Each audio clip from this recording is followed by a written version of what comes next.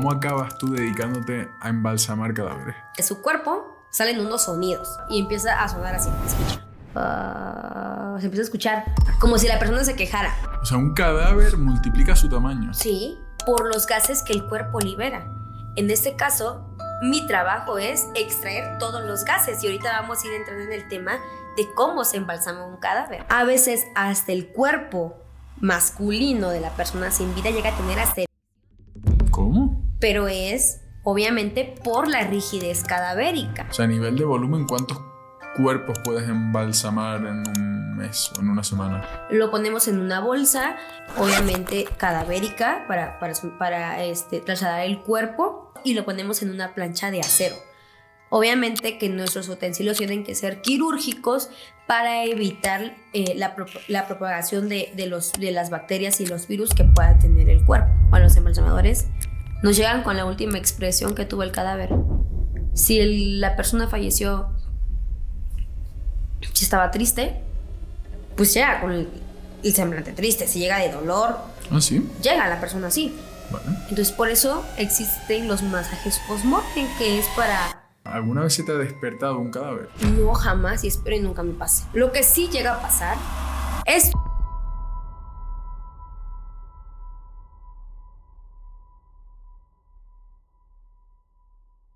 Antes de empezar el podcast me gustaría hablarte de un regalo exclusivo para nuestra comunidad que nos ha preparado Bienvenido, un invitado especial al que entrevistamos por aquí hace unas semanas. Como ya sabrás, el coste de vida en España y Latinoamérica no para de subir. Las hipotecas, la cesta de la compra, la gasolina o simplemente salir a tomar algo, todo se está poniendo inaccesible por culpa de la inflación y lo único que no suben son los salarios. La mayoría de la población tiene el mismo salario que hace 3 años, pero vive mucho peor. Básicamente estamos perdiendo el poder adquisitivo. Y quizás muchos de ustedes se hayan planteado conseguir un segundo empleo, intentar ahorrar en todos sus gastos o incluso mudarse a una zona más barata, a las afueras. Pero la realidad es que existen alternativas. Tienes la opción de aprender una profesión bien remunerada y con demanda que te permita tener, pues, la vida que deseas. Y esto es justamente a lo que se dedican Bienvenido y Conquer Blogs. Te enseñan una nueva profesión tecnológica que cualquier persona podría aprender desde casa en menos de 12 meses y así optar, pues, a un puesto en remoto con salarios que pueden oscilar entre los 3.000 y 4.000 al mes. No importa que no tengas estudios, conocimientos o experiencia previa en el ámbito tecnológico. Para toda nuestra comunidad, Bienvenido nos ha preparado una clase gratis de 15 minutos donde te explica directo y al grano en qué consiste esta nueva profesión y cómo también tú podrías aprovechar esta oportunidad. Haz clic en el enlace de la descripción para ir directamente a esta clase gratuita. Bueno, estamos grabando. Bienvenida, Selene. Un placer tenerte por aquí. Mira, muchas veces me preguntan que por qué empecé el podcast, ¿no? Uno de los motivos. Y una de las respuestas que siempre doy es que me parece la excusa perfecta para sentarte a hablar con personas con las que nunca creíste que te sentarías y tocar temas de conversación que nunca creíste que tocarías. Y hoy es un ejemplo perfecto. Cuéntanos un poquito a qué te dedicas, por favor. Ok, sí, claro que sí, concuerdo totalmente contigo. De hecho, yo era de la misma idea. Yo jamás me había sentado casi a hablar de los podcasts. Creo que al principio, ahorita que nos vimos, te estaba platicando un poquito. Hasta que el año pasado, pues empezamos con los podcasts, ¿no? Me presento ante tu audiencia que te escucha y que son tus fieles seguidores. Mi nombre es Selene Guillén. Aquí, bueno, yo soy originaria del estado de Chiapas y pues obviamente es un estado de México. Yo me dedico a ser técnico tanatopraxista y tanatoestética y estoy enfocada en la reconstrucción cadavérica. Y tú te vas a decir, bueno, me dijiste es una palabra que jamás había escuchado y que a ver a qué se dedican, ¿no? Temas coloquiales, yo soy técnico embalsamador. Me dedico a perseverar el cuerpo humano después de fallecer para que pueda ser velado ante un funeral. Vale, wow, bien. Entonces, el proceso es una persona muere, te envían el cuerpo a ti y tú... ¿Qué implica embalsamarlo? Porque yo he escuchado muchas veces el tema de los maquilladores, de los cadáveres, pero lo tuyo es mucho más que ¿Incluye el maquillaje? O sea, ¿los preparas en todos los sentidos? ¿O incluye, creo que es sacarle los líquidos del cadáver? ¿Cómo funciona? Cuéntanos. Ok, mira, el técnico tanatopraxista Esta actividad o esta carrera técnica, pues más o menos se empezó a ver ya desde hace muchísimo tiempo. De hecho, lo empezaron los egipcios. El concepto de Tano quiere decir muerte y praxia con práctica. Entonces, simplificándolo al español, por así decirlo, quiere decir práctica con la muerte. ¿Qué es lo que nosotros hacemos como técnicos embalsamadores? Los técnicos embalsamadores coloquiales a lo que se dedican es a perseverar el cuerpo. Por ejemplo, el cuerpo ya falleció. Desde el minuto 1 que el cuerpo fallece empieza a soltar bacterias, que es lo normal del cuerpo humano. Entonces, el embalsamador se encarga de que recolectar el cuerpo, ya sea en un hospital, en un anfiteatro de CEMEFO, o ya sea con el médico legista, donde se realizó una necropsia o una autopsia de ley para ver las causas de muerte del fallecido, y el técnico embalsamador se encarga solamente de perseverar el cuerpo para la velación en un funeral. Vale. El técnico embalsamador no se encarga de hacer una necropsia o una autopsia de ley. Eso se encargan los médicos forenses. Pero en este caso, Selene Guillén tiene el técnico tanatopraxista y en tanatoestética, que ahorita vamos a hablar un poquito de la tanatoestética, pero hablando de la tanatopraxia, quiere decir que yo sí puedo ser un técnico decepcionista de cadáveres, quiere decir un auxiliar del médico forense. Yo sí puedo ayudar a hacer las necropsias. En el estado de Chiapas, me da mucho orgullo decir que soy la única mujer técnica tanatopraxista y tanatoestética certificada para poder llevar a hacer mi trabajo. Hablando de la tanatoestética y el maquillaje, son cosas muy distintas con el técnico embalsamador. Vale. Ahí entra otra parte de nuestra labor, pero también yo estoy enfocada en la reconstrucción cadavérica. ¿Qué quiere decir esto? Que aparte de yo perseverar el cuerpo para la velación, suministrarle líquidos. No sé si has escuchado tú el líquido del formol. Ok, entonces ahorita vamos a profundizar más del tema. No solo existe un líquido llamado formol. Por ejemplo, yo antes así pensaba, solo existe el formol y es un bote y con eso perseveramos cualquier cuerpo. Hay una gama de formol extensa y por eso hay que estudiar el técnico embalsamador. Para ser un técnico embalsamador, el cuerpo, a causa de las muertes que tenga, nos va a ir diciendo qué sustancia requiere. Por ejemplo, hay el formol para las disecciones, para las cavidades, el líquido arterial, el anticoagulante, para las desinfecciones totales del cuerpo. Y yo creo que tú no sabías ese tema. Tú pensabas que nada más era un formol, me imagino. Y como mucho, estás siendo optimista. Sí. Es correcto. Entonces, yo también eso lo pensaba antes. Ahorita vamos a ir aprendiendo cuál es cada función de cada líquido. Te las voy a ir explicando poquito a poquito y de una forma coloquial para que tú le puedas entender. Bien, pero antes de entrar en los líquidos, dijiste que una de tus funciones es la reconstrucción. Esto entiendo que es cuando la persona en el acto de su muerte es un accidente o algo que le produce cortes, deformaciones, que le rompe huesos. Sí, así es. Vale. Entonces, en el parte de la tanatoestética y la reconstrucción, la tanatoestética sí se enfoca en el maquillaje post-mortem de la persona, o sea, después de fallecer.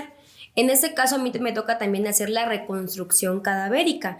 Eso quiere decir que cuando la persona falleció por ejemplo, un accidente brutal, una causa de muerte violenta, podríamos decir, por ejemplo, los disparos de arma de fuego y la persona queda desfigurada.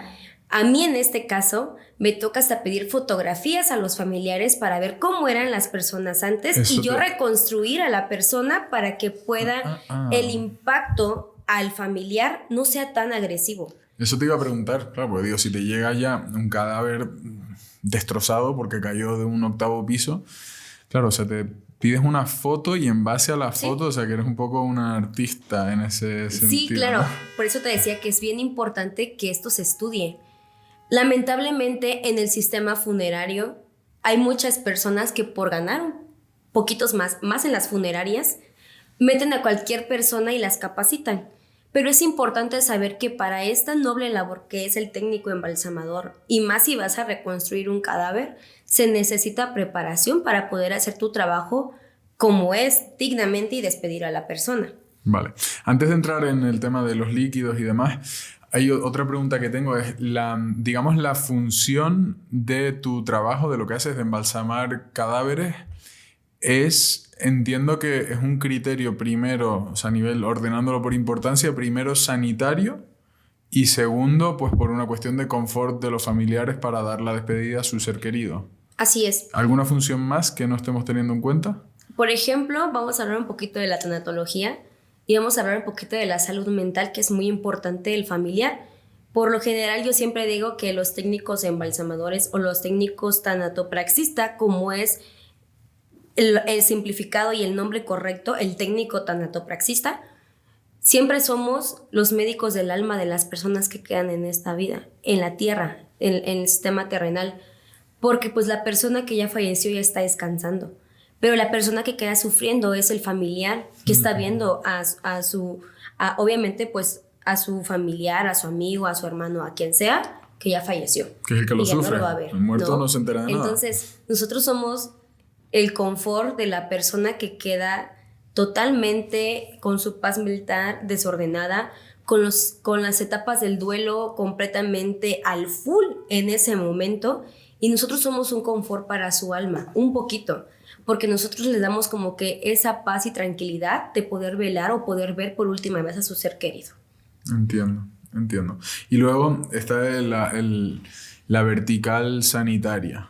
Sí. Entiendo, ¿no? Sí, te explicaba al principio. Sí, ¿qué tan importante es? O sea, decías al principio del podcast que el cuerpo empieza a producir bacterias. ¿Cómo es este proceso? Ok. Desde el minuto 1 que la persona fallece empieza a soltar bacterias. ¿Qué quiere decir con esto? Que empieza una fase cadavérica. El cuerpo, a partir de que pues fallece o el cuerpo muere o la persona ya está muerta sin signos vitales, empieza una fase cadavérica. ¿Y qué vamos a encontrar en las primeras fases? Que obviamente es liberación de gases, de líquidos, fluidos y de bacterias. Es lo normal en nuestro cuerpo. Por ejemplo, cuando nosotros nos enfermamos, pues también tenemos bacterias en nuestras pancitas que nos ayudan a nuestro cuerpo a combatir alguna otra bacteria ajena que la que tenemos, ¿no? Entonces, esas bacterias que tenemos en nuestro cuerpo empiezan a salir. ¿Y qué es lo que nosotros hacemos? Lo que nosotros hacemos como técnicos embalsamadores es retener la fase cadavérica. No podemos decir que la eliminamos por completo, jamás vamos a hacer eso, porque el cuerpo tiene que seguir su ciclo, ¿no? De fases cadavéricas. Pero en este caso lo suspendemos, una, por el salud de las personas que van a llegar al funeral, y dos, también por la contaminación que se puede hacer. Vale. Bueno, esto que acabas de decir me pareció interesante, lo del ciclo de las fases cadavéricas. Vale, ¿cuál es este ciclo y en qué momento llega el cadáver a tus manos? Antes de continuar con el vídeo, me complace comunicarles que por fin Off Lesson, el proyecto en el que llevo junto con mi equipo tantos meses trabajando, ya está disponible. Han escuchado la fecha 30 del 01 por todos lados en redes sociales.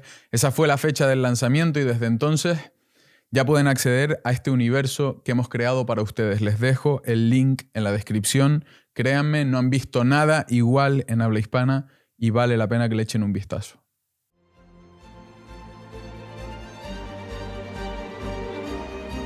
Hola, soy Pedro Buerbaum. Hola, soy Yaiza Canosa. Hola, soy José Elías. Soy Daniela Goicoechea. Mi nombre es Silvia Congost. Hola, soy Eduardo Estivil. Hola, soy Marta Echarri. Soy Juan Manuel García López. Hola, soy Teresa Baró. Bienvenidos a Off Lesson. Ok, a mí me llega, o sea, puede variar. A mí me puede tocar una persona en estado de putrefacción muy avanzada y que la persona llegue y me diga, ¿sabes qué? Quiero que lo embalsames y que puedas retener un poco el ciclo de putrefacción para que lo podamos velar. ¿Cómo puede llegar a ser esto? Algunas personas fallecen por ahorcamiento, las personas que se suicidan y van a parar a los anfiteatros de CEMEFO, o no sé si tú le entiendes como anfiteatro de CEMEFO o como médico legista. No sé de lo que estamos hablando. Médico forense. ¿Un forense? Sí. Ok, vale. Entonces cuando llegan a las clínicas forenses para hacer las necropias o las autopsias, es para verificar de qué falleció la persona. Vale. Por ejemplo, yo puedo decir, hay una persona que se desmayó en la calle sin saber ni motivos, ni razón, ni circunstancias por qué se desmayó, pero se muere. O sea, nadie vio y nadie sabe. El médico legista el médico forense llega a recolectar el cuerpo, los lleva al anfiteatro de la CEMEFO o del médico legista o el forense y hace la necropsia para ver de qué falleció la persona. Entonces, puede ser que la persona a lo mejor lo envenenaron y no lo sabemos, ¿sí me explico? O puede ser que la persona falleció porque se desmayó y el golpe hizo que falleciera. Pueden ser muchas causas de muerte, entonces como son dudosas se tienen que hacer las necropsias. En este caso, cuando las personas nos llegan en estado de putrefacción muy avanzado, o sea, el cuerpo en descomposición, es porque la persona, por lo regular, fallecieron por causas de muertes violentas. Puede ser un asesinato, puede ser que la persona se haya suicidado o la persona se haya ahorcado. Pueden pasar muchas cosas. A veces las personas llegan a caer en cisternas, en albercas, en ríos o en donde tú pues veas que no es visible. Las personas se pueden verificar que la persona falleció y tardan días ahí. Entonces llegan los de la CEMEFO o los médicos legistas o forenses por el cuerpo y se lo llevan para las necropsias. Cuando la familia llega a reclamar el cuerpo, ahí es donde nosotros nos solicitan nuestro servicio para el poder trabajar y perseverar el cuerpo más tiempo. En este caso, en algunos casos, nosotros como médicos, como técnicos tanatopraxistas, pues no podemos suspender ese ciclo del estado de putrefacción porque ya está avanzado. Claro. ¿No? En algunos casos sí podemos tener éxito. Puedo decir con mucho orgullo que a mí me han tocado 2 cuerpos en estado de descomposición muy avanzados que sí se han podido velar, pero es con un riesgo también sanitario, ¿no? Tanto para mí como para algunas personas que están ahí. Algunas personas están tan arraigadas a sus familiares que los quieren ver, que no sé si tú has visto algún ataúd alguna vez. ¿Abierto? Abierto. No. ¿No? Nunca. ¿Cerrado? Sí. ¿Ves que hay una ventanita como para ver al fondo de los ataúdes? Eso tengo entendido, pero no me he parado a mirar. Bueno, entonces te vamos a dejar de tarea, O sea, que lo vean. Nunca he tenido... Voy a ir a un velatorio a curiosear. No, ok. Entonces cuando vayas al estado de Chiapas, te voy a invitar a que vayas a conocer una sala de velación y que conozcas los ataúdes bien. Entonces, llega la persona y a fuerza quiere ver a su familiar. En mi caso siempre es como de que para mí mi recomendación es un no, porque pues la persona ya tiene una inestabilidad emocional bastante fuerte, que su familiar falleció, y el verlo en un estado de descomposición avanzado, las personas se llegan hasta triplicar su tamaño, su volumen, se llegan a inflamar. O sea, un cadáver multiplica su tamaño. Sí, se inflama, se hincha. No sé si me entiendes. Sí, claro, se claro. empieza a inflamar. Sí. Por los gases que el cuerpo libera. En este caso, mi trabajo es extraer todos los gases y ahorita vamos a ir entrando en el tema de cómo se embalsama un cadáver. Vale, antes de entrar en cómo se embalsama un cadáver, una vez te llega un muerto y lo embalsamas con éxito, ¿cuánto tiempo puede durar ese cadáver sin deteriorarse, sin oxidarse? Eso depende de lo que la persona nos diga. Por ejemplo, la persona nos dice, quiero velar a mi familiar 2 o 3 días. Ahí va a variar cuánto tú de sustancias del formol vas a agregar al cuerpo. Depende también de lo que haya fallecido. Por ejemplo, si la persona va a ser velada a 24 horas, no voy a meter muchos líquidos, por supuesto, para que pueda perseverar el cuerpo. Es más, debemos tener como que un límite también de cómo suministrar los líquidos, porque cuando tú no sabes hacer el procedimiento del embalsamamiento, en vez de perseverar el cuerpo, o sea, de suspender el ciclo de putrefacción del cuerpo, ciclo cadavérico, lo que haces es acelerarlo. ¿Sí me entiendes? El acelerar, por ejemplo, va a descomponerse más rápido. Se oxida más rápido. ¿Sí? Entonces, a veces en plena velación el cuerpo ya empieza a tener malos olores y es porque el embalsamador utilizó malas técnicas, ¿no? Entonces, todo tiene su porqué.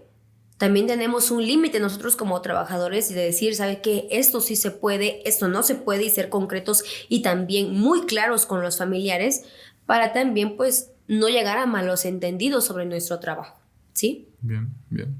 ¿Qué tal si explicamos cómo se embalsama un cuerpo? Ok. Paso a paso. El cuerpo, por ejemplo, ahorita mi Selene me hablan, ¿sabes qué? Llegó un servicio para la funeraria o la sala de velación. Me empiezo a poner mi traje, obviamente de protección, para poder ir por el cuerpo porque desconocemos de que falleció.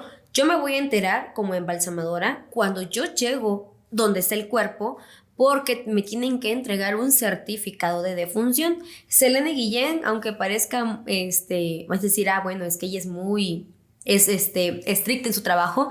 Claro que sí, porque pues está mi nombre de por medio. Selene Guillén no embalsama, sino que tiene un certificado de defunción. Es como un acta de que el doctor redacta de que falleció la persona. No podemos llegar por cualquier cadáver, ya falleció y me hablaron, podemos llegar a embalsamarlo. Claro que no. Se necesita previamente un documento de un médico para saber de qué falleció. Y ves que al principio te explicaba que base a lo que la persona haya fallecido es la sustancia del formol que nosotros vamos a suministrar, ¿no? Entonces llego, verifico bien si está bien los datos de la persona en el certificado de defunción y vamos a la recolección del cadáver. Lo ponemos en una bolsa obviamente cadavérica para trasladar el cuerpo en un ataúd, no solo en una bolsa cadavérica, sino lo llevamos selladito hacia el recinto donde lo vamos a trabajar. Lo llevamos a un laboratorio, nosotros le llamamos laboratorio para embalsamamiento y lo ponemos en una plancha de acero.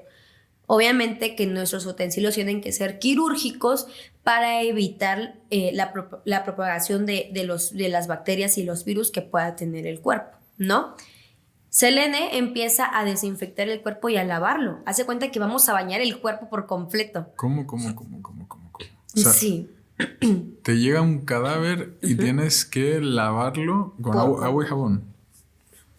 Así es. Lo lavamos. Manualmente. Sí, No con como nuestros guantes. Un car wash que le pegas con Ay, no, ¿cómo crees?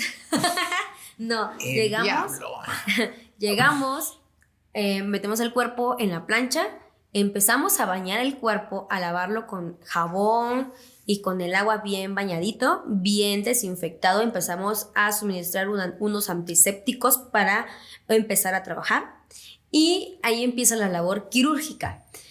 Vamos a encontrar entre vena y arteria. Sí, recuerdas que te comenté que hay un formol que se llama líquido arterial.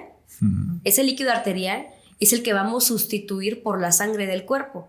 Vamos a encontrar vena y arteria. Por la vena vamos a drenar toda la sangre del cuerpo con una bomba extractora que nos va a ayudar a sacar todos los fluidos que tiene el cuerpo, que como tal es la sangre. Y por la arteria vamos a inyectar el líquido formol arterial, que es el líquido, la inyección que nos va a ayudar a perseverar el cuerpo.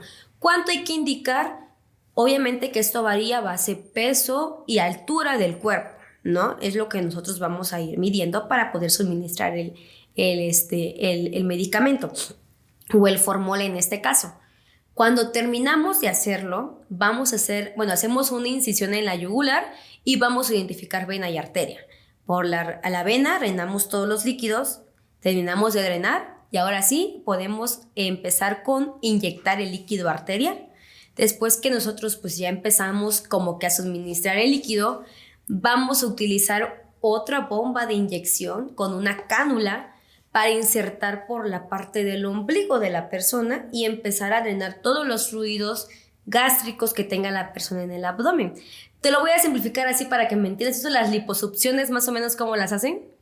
Hacen videos que ponen unas cánulas para extraer fluidos del abdomen o grasitas. Eso te quita la grasa. En este caso, para nosotros, vamos a quitar los fluidos de las cavidades.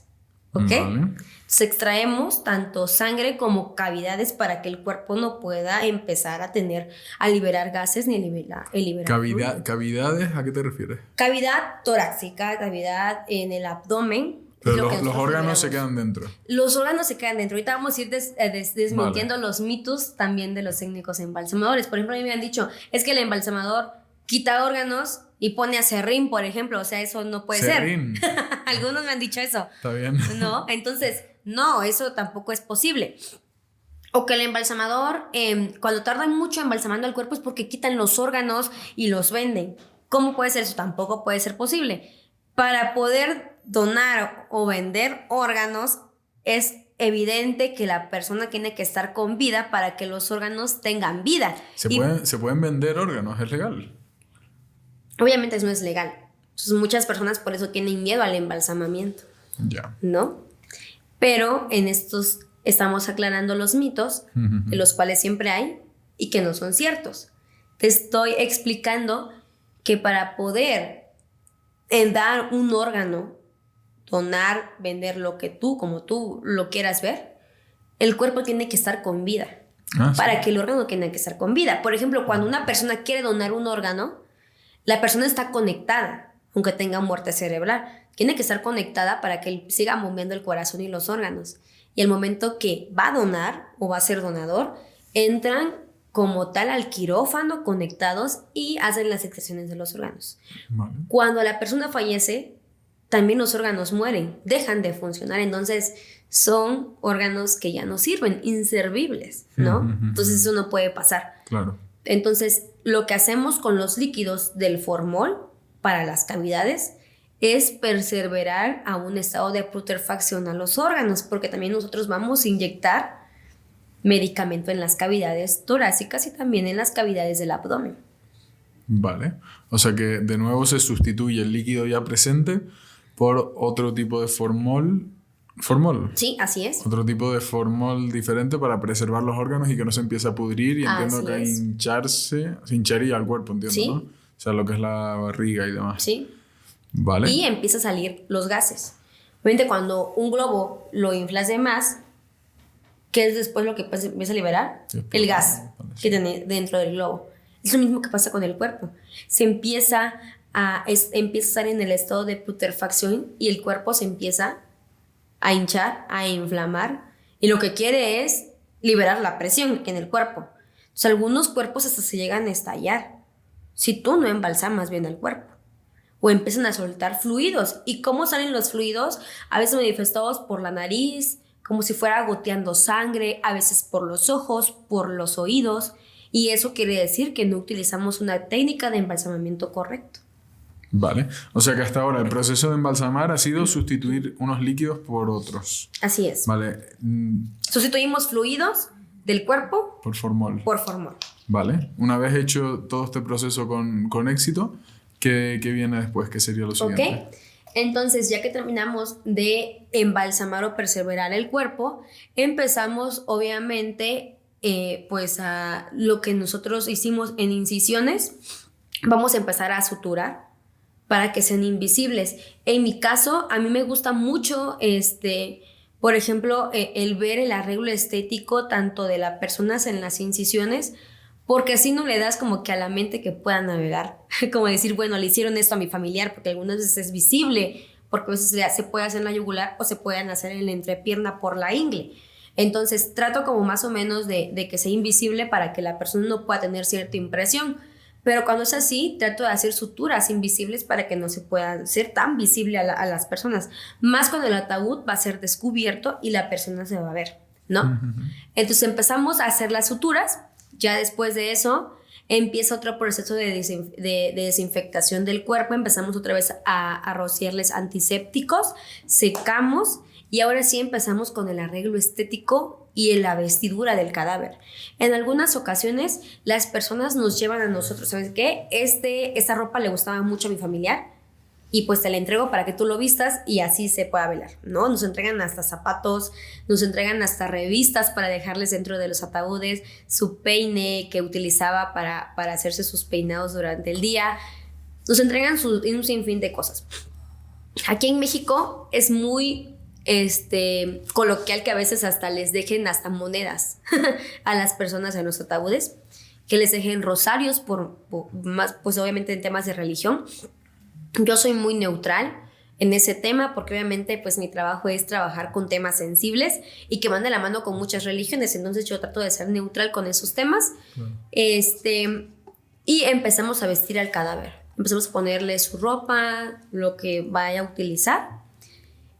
Antes de eso tenemos que en los orificios que tiene el cuerpo también tenemos que sellarlos. ¿Cómo se sella esto? En cada orificio que tiene el cuerpo nosotros tenemos que meter como que unos taponcitos para que el líquido que nosotros suministramos no empiece a fluir. ¿Y cómo se hace esto? Obviamente que tapando pues todos los orificios de nuestro cuerpo en general, Todos son todos, ¿no? Todos. Sin excepción de ninguno. Todos completos, Con ¿no? taponcitos. Wow. Sí. ¿Cuál es tu relación a día de hoy con los cadáveres? O sea, te llega un cadáver y para ti es como si nada, entiendo, ¿no? O sea, como si estuvieras trabajando madera en una carpintería. Pues... O te causa impresión, te No, causa fíjate un que poco ya de... Te acostumbraste ya. Sí, la verdad siempre empecé muy pequeña, muy chica, muy joven con eso del embalsamamiento. Selene Guillén no empezó muy fuerte en el tema de la preparación de cadáveres. Debo confesarte que el primer cuerpo que a mí me tocó fue bastante fuerte porque fue una persona que ya estaba en estado de putrefacción avanzada. Entonces, para mí, el primer cuerpo que yo recibo para poder embalsamarlo me llega y es un cuerpo en estado de putrefacción con un olor terrible. Había muerto ahogado, entonces al momento de que el médico forense estaba haciendo las disecciones para hacer la autopsia y empezar a ver de qué falleció la persona, empiezo como que a oler el agüita que tenía dentro del abdomen, empiezan a salir fluidos, o sea, fue bastante traumático para mí. Estoy en el área, en la sala, en el laboratorio donde están haciendo la necropsia, y yo lo que hago es salirme y irme a mi casa. Y le digo, es que yo ya no quiero estudiar más esto, o sea, yo ya no quería. Entonces me acuerdo que me dijo mi papá, no, es que ya gastamos mucho. Entonces te tienes que regresar hasta terminar de estudiarlo. Y gracias a mi papá, pues aquí estoy.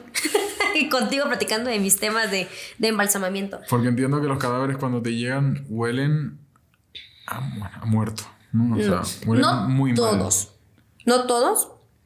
Eso ya empiezan el olor cadavérico a hacerse presente, pues ya después, ¿no? Cuando ya empezamos en otra fase cadavérica de putrefacción. En este caso, si nosotros llegamos antes de esa fase, no es tan perceptible el olor cadavérico o de muerto, como tú dices, ¿no? Que es bastante fuerte. Pero cuando ya estamos entrando en un tema de fase cadavérica, ya bastante de putrefacción, déjame decirte que es muy fuerte. Es más, a mí a veces hasta me jugaban, como que ahorita pues ya lo puedo decir que hasta a veces estaba en el anfiteatro de CEMEFO o en donde se hace lo del médico forense y ya me puedo echar mis 2-3 taquitos, ¿no? Terminando de ver un cuerpo. Antes a lo mejor para mí era muy fuerte esto, pero ahorita para mí ya no, porque pues es mi trabajo. Espera. ¿Te comes los tacos al lado del cuerpo? Ah, no, tampoco. Vale. O sea, terminando me puedo echar mis taquitos. Si alguien me dice, te invito a unos taquitos después de que hagas tu trabajo, con mucho gusto, es como cualquier trabajo, claro. ¿no? Y dijeran por ahí el trabajo da hambre. O sea, que ahora mismo ya eres capaz de manipular un cadáver e irte a comer acto seguido sin problema. Claro, o sea, claro ya que es sí. algo... Y para mí ya es algo normal, claro. ¿no? Porque siempre he dicho que mi trabajo es embellecer a la muerte. Aparte de que yo soy técnico embalsamador, o sea, soy un técnico embalsamador, pero mi trabajo va más allá. Porque mi trabajo es embellecer a las personas que ya no tienen signos vitales. Ya. Que aún se pueden quejar ni pueden decir eso me gustaba y esto no. Entonces ya esto es más como que, sinceramente, mi trabajo me gusta muchísimo y yo ya lo veo como un acto de amor a las personas.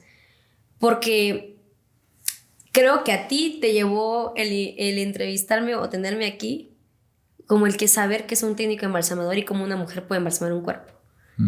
Para mí, mi trabajo como técnico embalsamador me llevó a cómo puedo yo ayudar a la gente que ya no te puede decir, ¿sabes qué? Es que eso no me gustaba. Claro. Y tengo una pregunta. Se escuchan a veces casos famosos, ¿no? Que hacen mucho ruido, de personas que después de muertas como que reviven y arañan los ataúdes y encuentran como signos de que esa persona volvió a la vida de alguna forma. ¿Alguna vez se te ha despertado un cadáver? No, jamás, y espero y nunca me pase. Lo que sí llega a pasar, esto, lo que tú me comentas, sí hace mucho ruido. ¿Por qué? En algunos casos, y hay que empezar a diferenciarlos porque ocurre. Te voy a dar una breve explicación.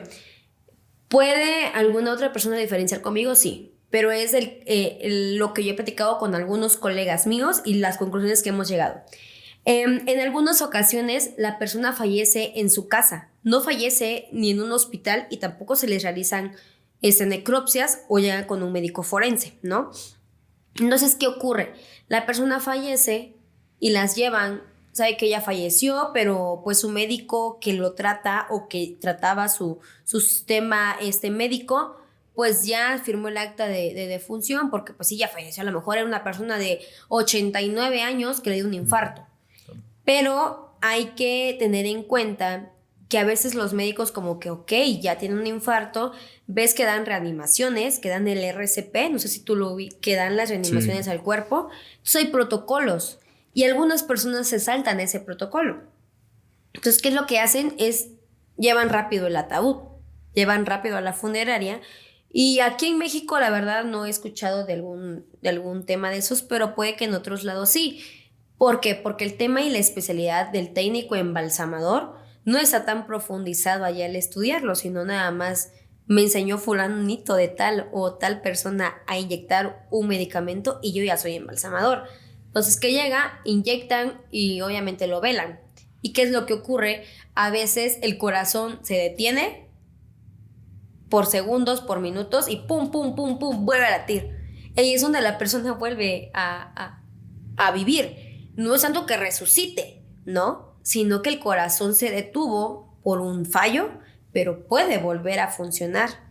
En este caso, aquí en el Estado de México se tienen que esperar unos minutos para ver la reanimación, ponerle un medicamento. Si en dado caso la persona pues ya no cuenta con los signos vitales correspondientes a la vida, ya se certifica esa persona como persona muerta o sin signos vitales. Hay un protocolo, ¿sí? Entiendo. Entonces puede pasar eso.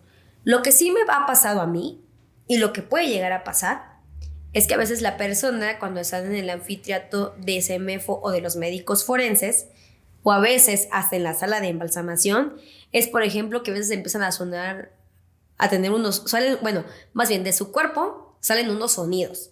¿Cómo? De su boca. Del cuerpo del cadáver. Así es. Pero eso tiene su explicación, Bueno, me lo bajo a hostias ahí mismo.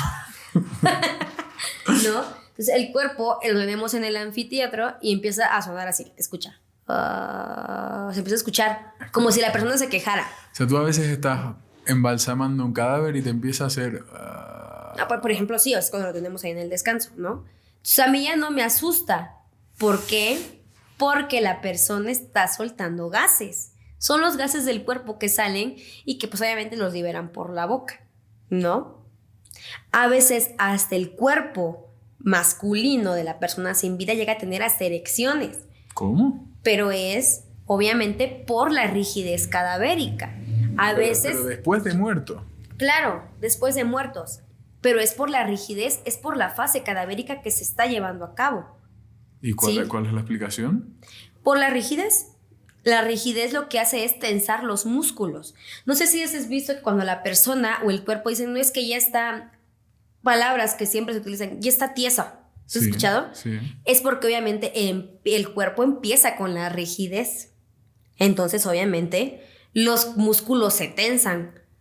Obviamente, el aparato reproductor masculino es un músculo y por eso a veces llega a tener erecciones. A veces se pueden llegar a mover los dedos o pueden llegar a levantar una mano. Y que dicen, no es que está asustando, no, es por la rigidez que se está manifestando. ¿Ok? Es lo natural del cuerpo.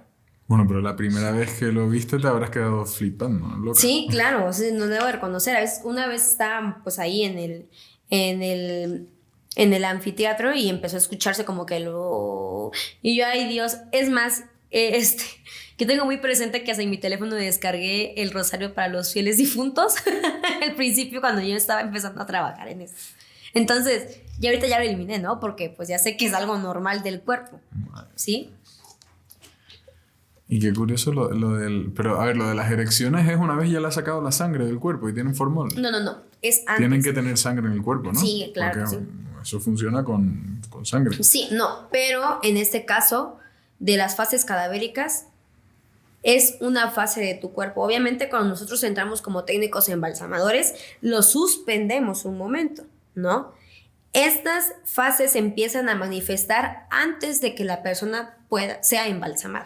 Vale, pero cuando un cadáver tiene una erección, es de forma automática, no es porque tú lo toques. No, nada, es en ¿no? automático. Obviamente la persona ya no siente nada, ya está muerta, ¿no? Ya. Si no es pero igual es un automatismo del cuerpo que dice, espérate que igual tenemos la última.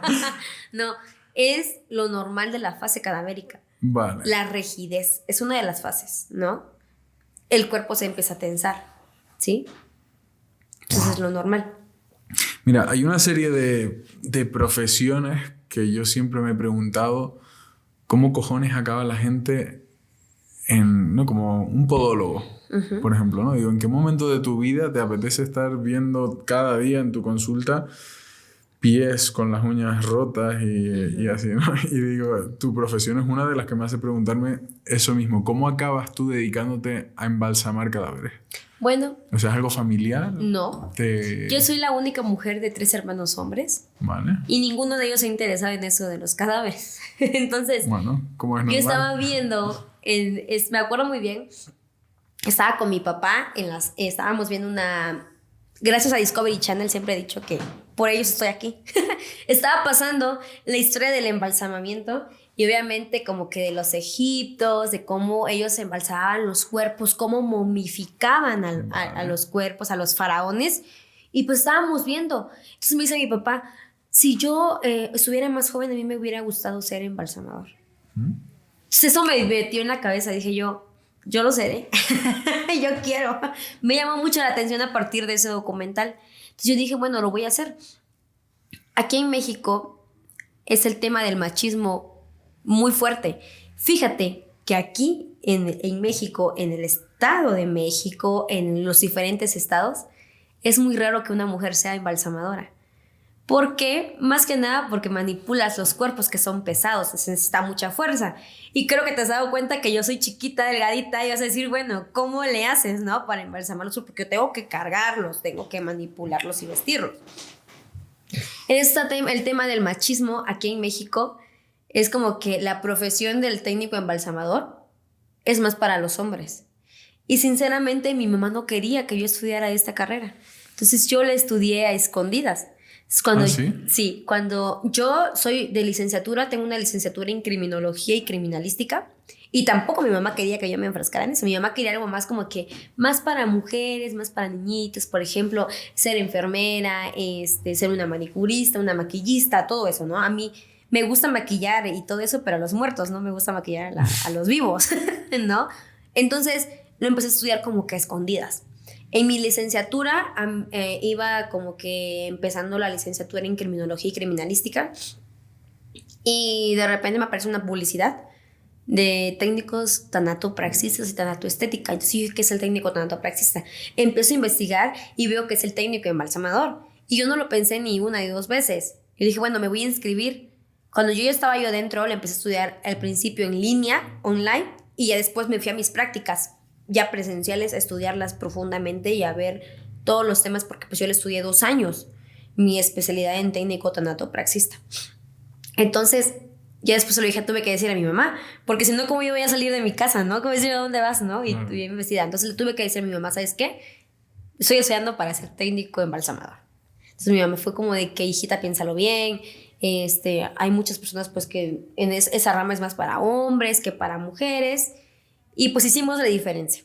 De mi generación que salimos, yo fui la única mujer, entramos 3 mujeres y pues la verdad lamentablemente las otras 2 no terminaron, no sé por qué motivos, pero pues yo sí lo terminé y eran personas grandes. Cuando llegaba yo a hacer mis prácticas, por ejemplo, mi papá le daba risa pues porque eran personas de este tamañote y su hija estaba así, chiquita, ¿no? Y así es como empecé. Todo por un documental y me salió la curiosidad. A lo mejor yo tenía mi técnico embalsamador muy dentro de mí, yo no lo sabía. Y como que eso despertó la curiosidad en mí para poder ser técnico embalsamador. Entiendo que cuando tratas con muertos es fácil encontrarse con situaciones diferentes, ¿no? ¿Te ha pasado algo casi paranormal, algo que te haya asustado, algo que te haya llamado mucho la atención, algún caso muy especial que te haya marcado, algo que destacarías? Mira, en los largo de las entrevistas siempre he enfatizado que siempre trato de encontrar la lógica científica a lo que pasa. ¿Por qué? Porque si yo no le trato de encontrar, yo no voy a querer trabajar de esto, ¿sí me entiendes? O sea, ya no voy a querer regresar, ¿no? Pero tengo 2 situaciones muy marcadas, y actualmente la otra que me pasó a hacer es muy reciente.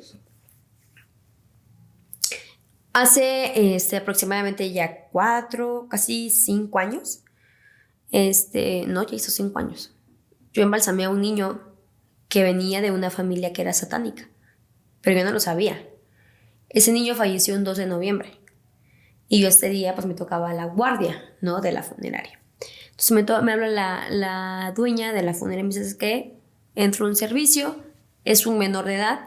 Y yo, ok, entonces recibo el certificado de defunción y empiezo a leer y veo que en las causas de muerte, pues ahí decía que había fallecido de un infarto, ¿no? De un paro, un paro cardíaco. Entonces yo le digo, bueno, tiene antecedentes el niño de salud para que pues suceda el infarto. Pero pues no pasó así. Dicen, no, pues estaba jugando y de repente falleció. Ok. Entonces, como me llevan un certificado de defunción, yo puedo hacer mi trabajo porque pues un médico está certificando la causa de muerte. Pero empezaron a suceder cosas no extrañas. Yo fíjate que soy muy como que persuasiva o algo así, como que al momento de que entra alguien, yo ya sé que entró alguien porque lo siento, ¿no? Entonces me empecé a sentir un poquito, no incómoda, pero sí algo raro en mi sala donde yo estaba embalsamando y yo estaba solita. Entonces de repente cae el bote de formol, unos botes de formol de un estante. Pero pues ahí en la sala no circula aire, solo está el clima para mantener frío ahí. Y pues un ventilador como que para el momento de secar en la sala. Entonces yo digo, bueno, fue el aire. O sea, es lo primero que yo pude decir, porque hay una ventanita súper mega chiquita, pero pues no entra como que la corriente de aire. Pues yo digo, ok, levanto, empiezo a embalsamar, pero yo en las facciones del niño, déjame aclararte que el técnico embalsamador o a los embalsamadores nos llegan con la última expresión que tuvo el cadáver. Si la persona falleció, si estaba triste, pues llega con el semblante triste. Si llega de dolor, ¿sí? Llega la persona así. Vale. Entonces por eso existen los masajes post-mortem, que es para masajear los cuerpos y disminuir un poco la rigidez muscular del cadáver. Eso es trabajo tuyo. Sí, también. Es decir, te llega un cadáver con su última expresión y le haces un masaje en la cara para que recupere. Para que empiece a quitarse la tensión de la rigidez. Y se quede con su expresión normal. Así es, ¿no?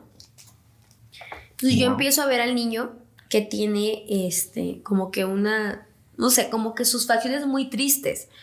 Y la verdad me conmovió mucho. Era un niño pequeñito, como de entre 7 y 9 años. Entonces empezó a trabajar.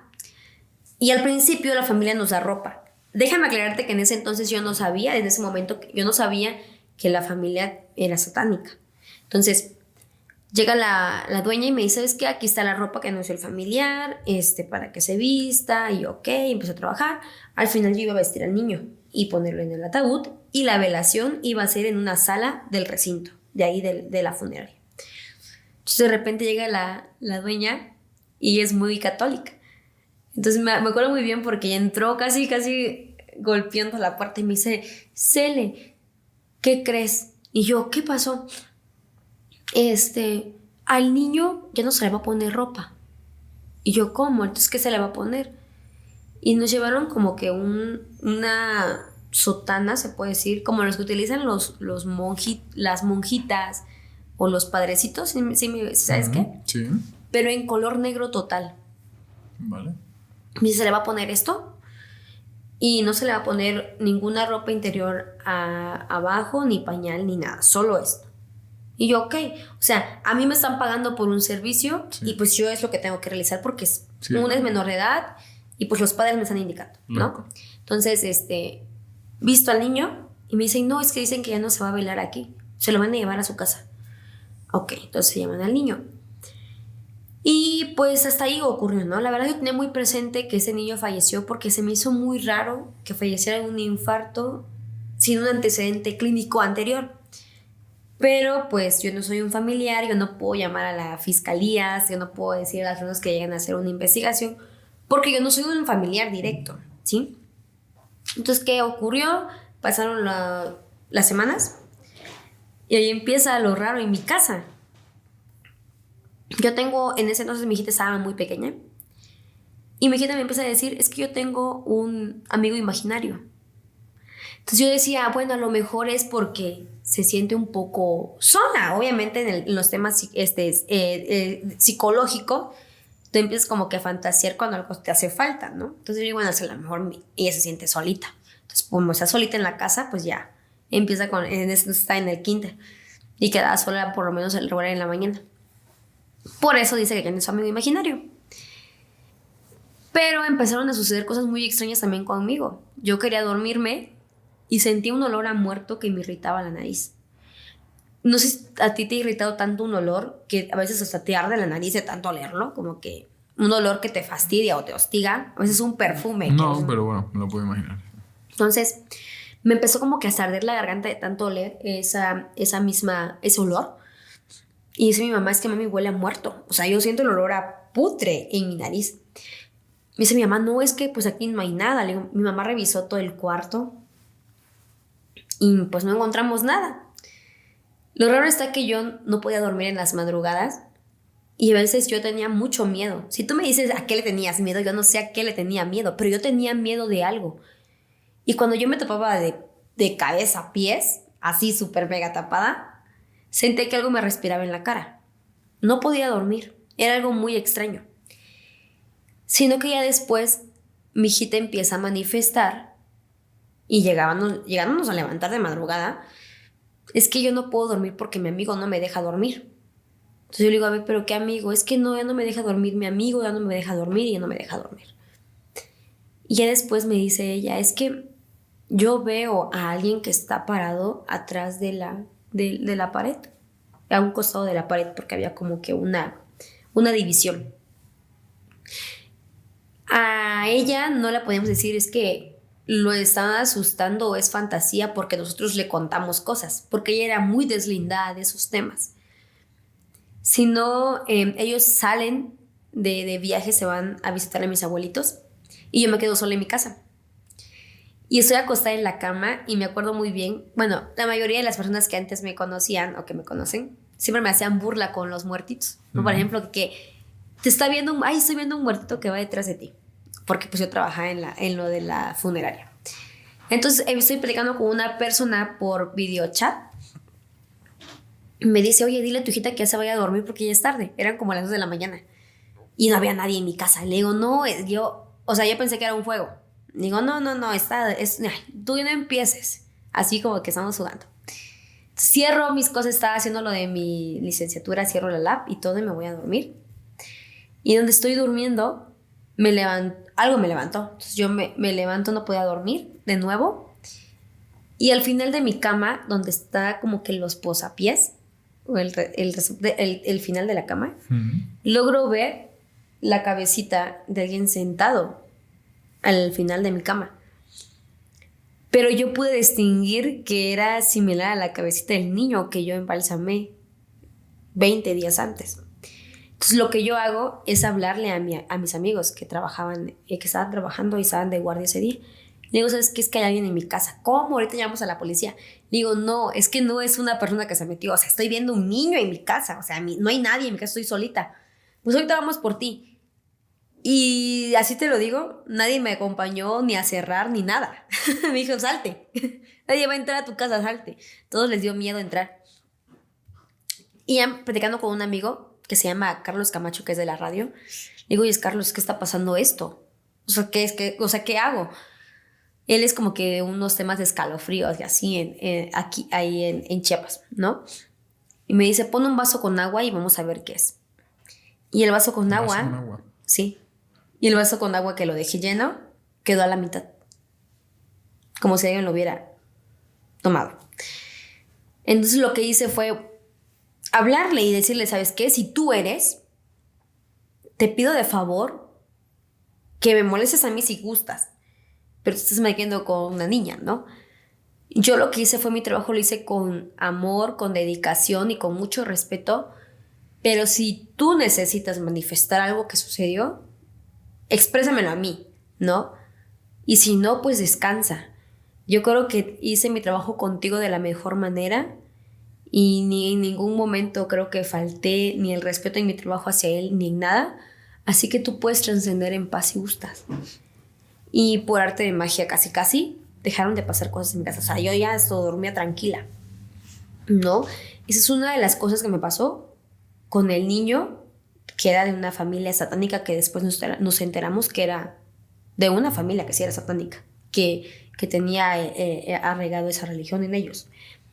Después me toca embalsamar a una niña que había fallecido de un derrame, así súper mega rápido.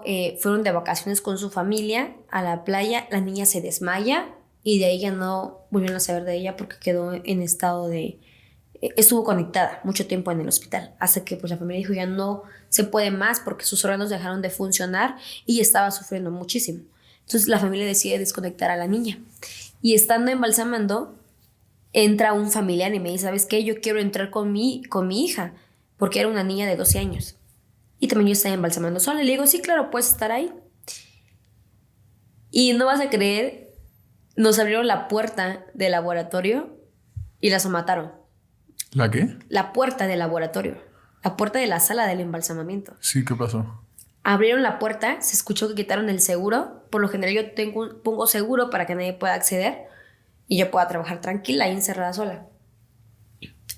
Se escuchó el seguro que lo quitaron. El le haces al seguro y se abrió la puerta sola. Y nadie estaba afuera y nadie abrió la puerta. Y ya platicando con la mamá, me dice, no, es que mi hija tenía esa costumbre de hacer, de quitar los seguros a las puertas y de somatar las puertas cada que estaba ella entraba al cuarto. ¿Qué significa somatar? Azotar. Vale, dar un portazo. Sí, ándale. Vale. Eso fue lo que hicieron ahí donde estábamos. Y también yo desconocía, sino hasta después que nos lo platicó la mamá, ¿no? Tengo el caso también, que eso no es tan paranormal, pero es, o sea, como para que se llegue a ver la magnitud que llegan a tener los podcasts y los canales de YouTube. Cuando yo hice una entrevista en un canal, estábamos hablando del tema de los suicidios, por el tema de la tanatología. Y nos escribió un muchacho que yo jamás me había visto el mensaje, ahí en la bandeja de los mensajes que te llegan en Instagram, que es que aparece como que desconocidos o algo así. Sí, request. Sí. Yo jamás lo había visto. Sino que me llaman y me dicen es que aquí en la funeraria te están buscando para que tú embalsames, pero quieren que tú vengas, si no se van a ir a otra funeraria. Y yo, bueno, entonces ahorita llego, la verdad que no estaba embalsamando porque tenía unos problemas de salud. Entonces llego, veo que es un muchacho muy joven y que el muchacho se había suicidado. Entonces yo veo a la familia ya tranquila. O sea, eso me sorprendió porque la mamá y el papá estaban tranquilos y la hermana también. Empiezo a hacer mi trabajo, termino de hacer mi trabajo y me llama la mamá.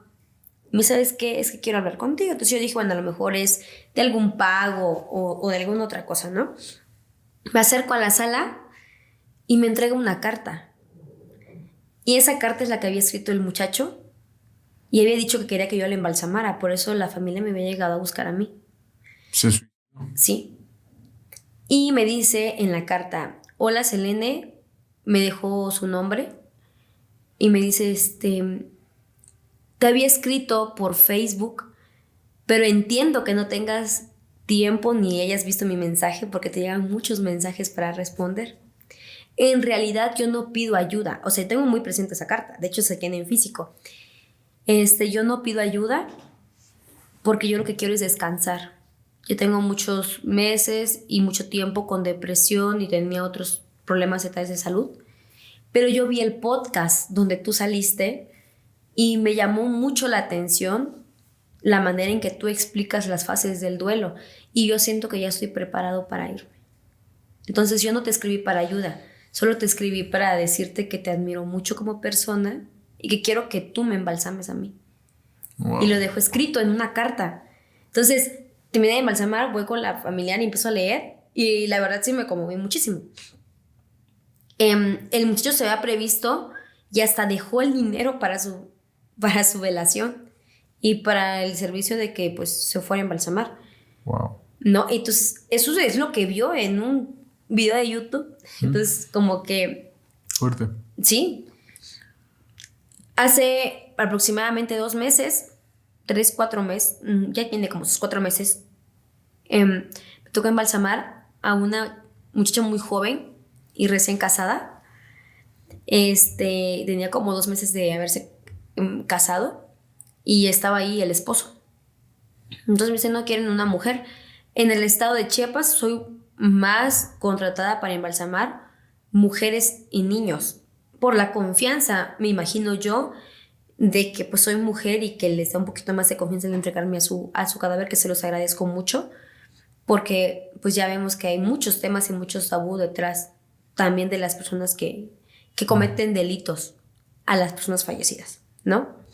Hablamos de eso luego también. Sí, entonces me llega la persona y fíjate que no se podía trabajar muy bien porque sí tenía mucha rigidez cadavérica, muchísima, estaba muy rígida. Entonces yo no soy de, sí, yo sí soy de hablar a los cadáveres, de que como para pedirle un permiso, más que nada, no como para que la persona se pueda cambiar y que aquí no.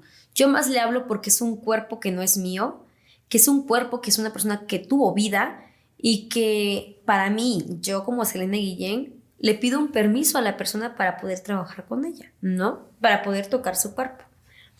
No más allá de que para que se le quite la rigidez ni nada. Pero esta vez que estaba yo embalsamando a la muchacha, le digo, ¿sabes qué? Deja que yo trabaje contigo para que pues tu esposo te pueda despedir bien. O sea, podamos trabajar bien y tu familia entera se pueda despedir de ti. Y no me lo vas a creer, pero el cuerpo empezó como que... pudimos trabajar con él porque no se podía, estaba muy rígida. No lo podíamos ni cambiar porque sí estaba muy rígida. Y en algunas ocasiones nosotros nos toca hasta fracturar huesos para poder meter, por ejemplo, la ropa a los cadáveres. Y pues yo no quería hacer eso con o sea, esto como si el cadáver te estuviera escuchando de alguna forma. Ajá, así pasó. ¿Hay alguna evidencia científica que No. diga que los cadáveres escuchan? No. Nada. No. Pero yo esa vez lo hice porque pues me nació hacerlo, ¿sí me entiendes? Sí. Y sí funcionó. Bueno. Nunca me había pasado. Claro. Pero esta vez funcionó, ¿no? Y el esposo devastado, súper joven, la pareja súper joven. Y la verdad sí, o sea, me conmovió muchísimo. Mi trabajo, eso es en realidad lo que es el técnico embalsamador, es el humanismo que tú le tienes a la persona que ya está ahí, el humanismo que tú le tienes a un familiar. Por ejemplo, a mí me ha pasado muchas experiencias de que hasta niños de 5 o 6 años se me acercan, que han perdido a su mamá de un cáncer o de algún acto violento, y me dicen, ¿sabes qué? Gracias por dejar a mi mamá bonita. O sea, para mí es un shock muy importante porque también yo soy mamá. Claro. Y a mí sí me revoluciona mucho eso, ¿no? Mentalmente, ¿no? Obviamente hasta tener un niño muerto, pues a mí también como que es de profesionales también pedir ayuda cuando algo te choquea mucho, ¿no? Y yo también la pido. Pero ese trabajo es eso, es el humanismo a lo que tú le tienes a la gente, ¿no? Va más allá de que tú quieras cobrar, que obviamente pues por eso es un trabajo, pero es más el amor a las personas, ¿no? Cuando hablabas de los delitos que cometen las personas en tu posición, ¿a qué te refieres? O sea, hablamos de ¿qué? ¿Necrofilia? ¿Cosas así? Así es. Hay muchas personas que todavía la realizan.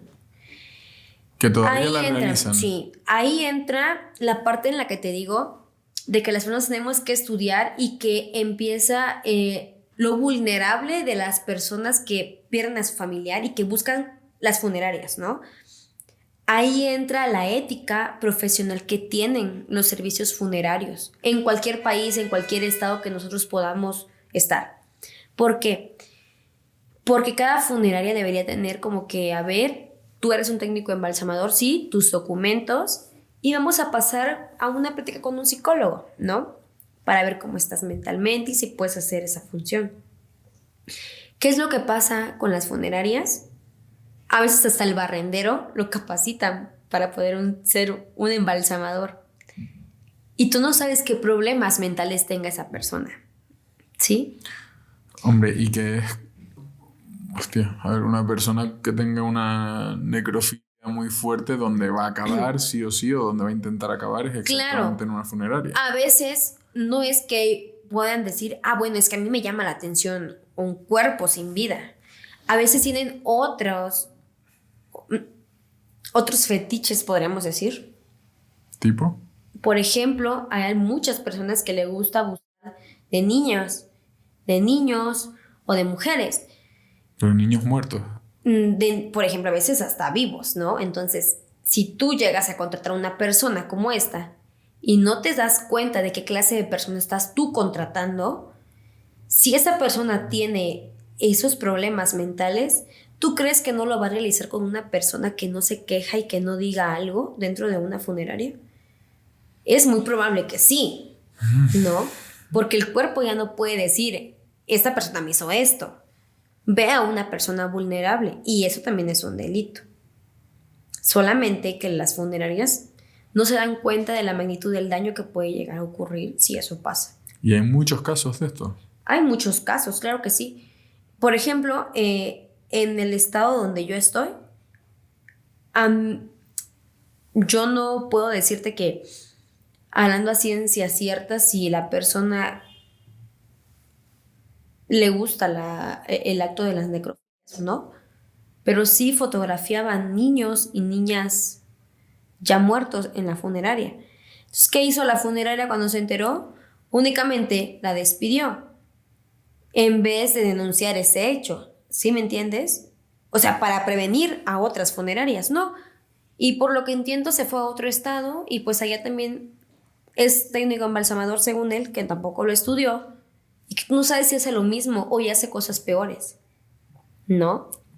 Entonces sí llega a pasar. Qué turbio. Pero esto, lo que yo te comento de la necrofilia, va a ser permitido siempre y cuando las funerarias no tengan una ética profesional buena.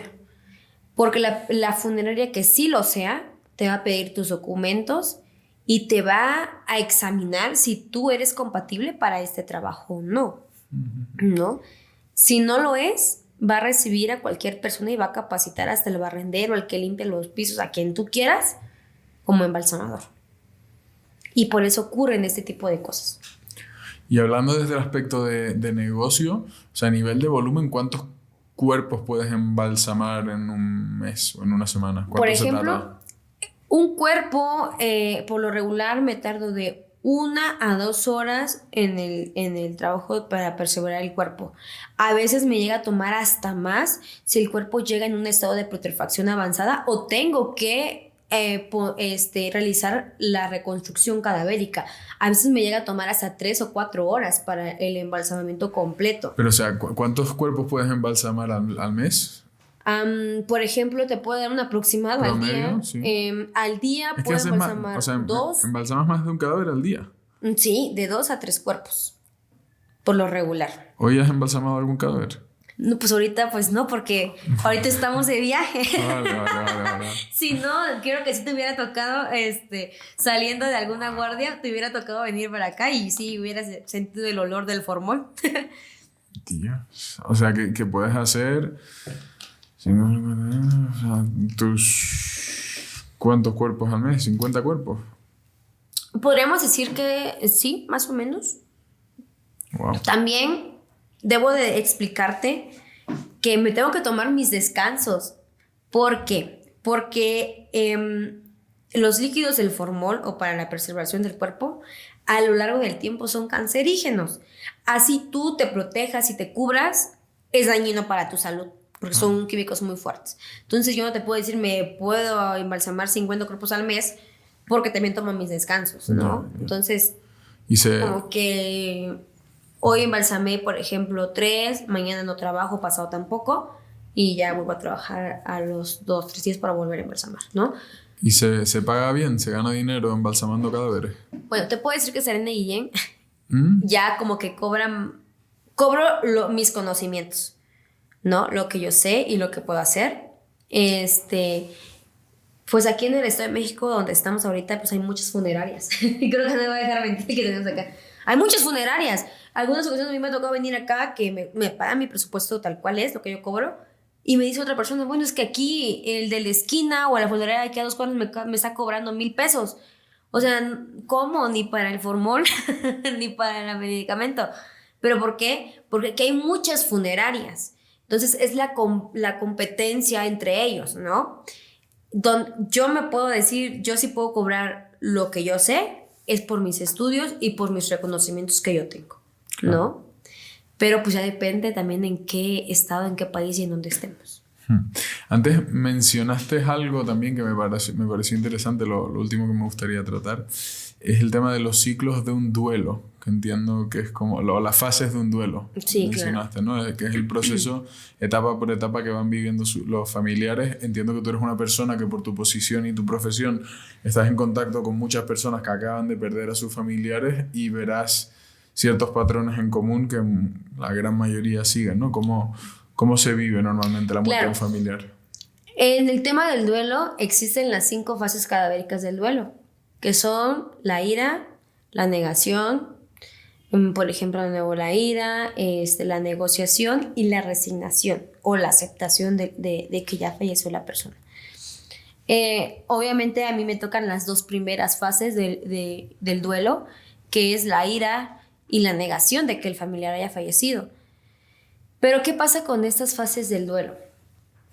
Si tú no las concluyes como tal, por ejemplo, que tú no vas por fases, a veces la persona de la ira, pues a veces se pasan hasta la aceptación y es porque ya vivieron el proceso o la etapa del duelo cuando la persona pues ya tiene una fase terminal, por ejemplo, un cáncer terminal, ¿no? Vive el duelo dentro aunque la persona no haya fallecido. Entonces ya lo acepta. Pero cuando eso no ocurre y cuando vemos que no podemos salir del duelo o de una fase y que no aceptamos y que nos enojamos y que no aceptamos que la persona ya falleció, es momento de pedir ayuda. Siempre utilizo este ejemplo. Cuando tú tienes una infección en la pancita y vas al doctor y el doctor te receta un antibiótico para pues, tu infección intestinal que tú tengas, si tú lo suspendes cuando ya te sientes bien, ¿verdad que vuelves a recaer después? Con la misma veces con los mismos síntomas. Y a veces el medicamento que te da el doctor pues ya no te funciona muy bien, que digamos, porque ya te hiciste resistible a esa bacteria y tienen que dar medicamentos más fuertes. Es lo mismo que pasa con las etapas del duelo. Al momento que tú ya empiezas a manejar tu duelo y empiezas a decir, bueno, yo necesito ayuda y empiezo a tomar terapias de tanatología, que ahorita vamos a explicar qué es la tanatología, qué es lo que examina el duelo, pues si yo me quedo, por ejemplo, en la segunda fase y me quiero pasar a la tercera fase y ya no sigo mis terapias, puedo quedar ahí estancada o a lo mejor yo ya me siento bien, pero a lo largo del tiempo vas a volver a recaer. Entonces necesitas concluir las etapas del duelo, ¿sí? Para que tú puedas salir de un duelo. En el tema de la tanatología, el duelo no solo es la pérdida de un ser querido en la muerte. ¿Tú sabías eso? ¿No? El duelo es también, por ejemplo, el perder algo que nosotros queremos. Por ejemplo, si nos dejó la novia y estamos muy tristes, estamos viviendo un duelo. ¿Sí lo sabías? Sí, eso se llama así también, ¿no? Sí. Estamos viviendo un duelo. Si vendí mi casa que yo quería muchísimo por algún negocio que no me fue bien y pues lo perdí todo. Te arruinaste, sí. Eso es un duelo. Perdiste algo que a ti te duele. Tienes un duelo. Si se murió tu mascota, es un duelo. O sea, muchas cosas que nosotros a veces no sabemos y estamos viviendo un duelo. Y a veces nos arraigamos en el mismo problema y por eso viene también la depresión, la ansiedad y las adicciones. Y son foquitos de alarma que nosotros debemos pedir ayuda, ¿no? En el tema del tema del duelo y de la tanatología. Claro. Es muy importante nuestra salud mental. La tanatología no solo nos ayuda al duelo y a cómo desprendernos de eso, sino a vivir con ello, a poder ser mejores personas y cualquier problema o cualquier situación similar que nosotros pasemos, ya saber cómo enfrentarnos. Entonces, es por eso muy bueno la tanatología. Es muy bueno tener una dependencia emocional bastante buena, porque así no cualquiera va a venir y nos va a venir a, dijeran por ahí, a verbiar o a decirnos cualquier cosa para lavar nuestra mente. Ya vamos a estar precavidos, claro. ¿Sí me entiendes? Entonces, es importante.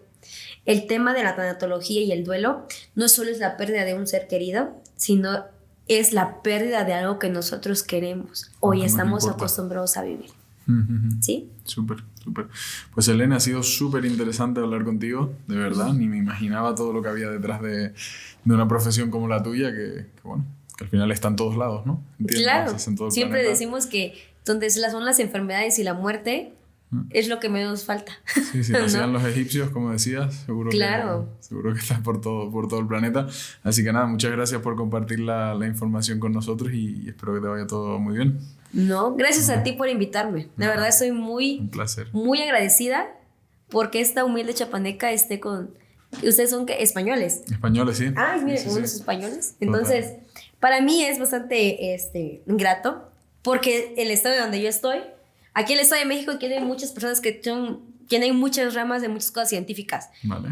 Pero mi estado es un estado súper bonito, pero como que muy denigrado, ¿sí me entiendes? ¿En qué sentido? En el sentido de que, por ejemplo, piensan que es un pueblo que a lo mejor no destaca profesionalmente a las personas. Vale. Y me gusta mucho estar aquí porque puedo decir que aburridamente soy chapaneca, Súper. que puedo poner el estado de Chiapas en alto, y también obviamente México, ¿no?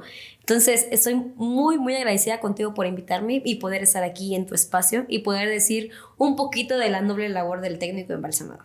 Pues nada, muchas gracias a ti, ya poniendo en el mapa tu territorio y tu profesión, así que súper bien. Bueno, Muchas muchísimas gracias, Selene. a ti. Ahí está. Gracias.